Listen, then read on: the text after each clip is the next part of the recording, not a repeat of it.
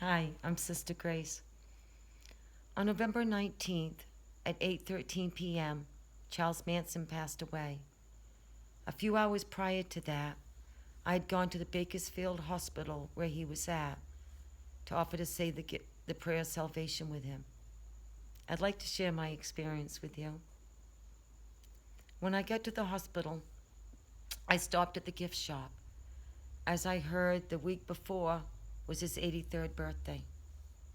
With the help of a friendly volunteer, I found the perfect gift, a little silver cross with the word trust, with a little prayer in it that he could hold in his hand. On the way to the nurse's station, the volunteer asked me my friend's name. I told her it wasn't my friend. I was here to do ministry. I was here to offer to pray with Charles Manson and offer him the gift of salvation. When we got to the nurse's station, the volunteer said to the nurse, "Is Charles Manson still downstairs?" The nurse's eyes got as big as saucers and asked. She said to the volunteer, "Why do you ask?" The volunteer said, "Oh, sorry." The volunteer said, "She's here.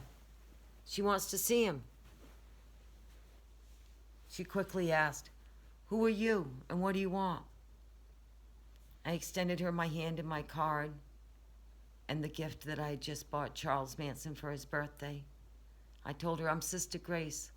I'm simply here to say the prayer of salvation with him." She said, "No one's supposed to see him. He's heavily guarded. But let me go check. Go have a seat." I walked back to the waiting room with the volunteer. We sat and chatted for a bit. She told me she wasn't quite sure what she thought about me coming to pray with Charles Manson. I told her I had thought about it, and I thought that that's what Jesus would do. With a warm smile and a nod of her head, she agreed. Then she gave me a big hug before she left. A few minutes later, a guard came up, and he asked me what I wanted and why I was there. I informed him I was there to say a prayer, the salvation prayer with Charles Manson, if he wanted it. I gave him my card. I offered him my license. I took it out of my purse to show him that I was indeed who I said I was. He asked if he could take a picture. I said, not a problem. He took a picture of my license. I showed him some news clippings that had been written about me throughout the years, about work I had done. He then informed me that Manson wasn't there. I knew he was lying, but understood. So I asked him if I gave him a prayer, if he would make a copy of it for Charles Manson and give it to him with the gift I had given earlier. He said he would. And he did. He then walked me to the door.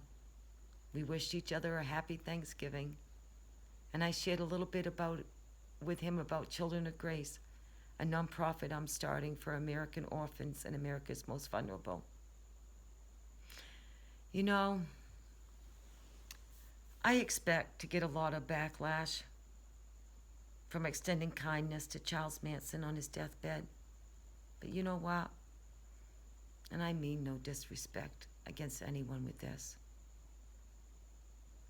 But the only one I really care about, the only opinion I really care about is God's.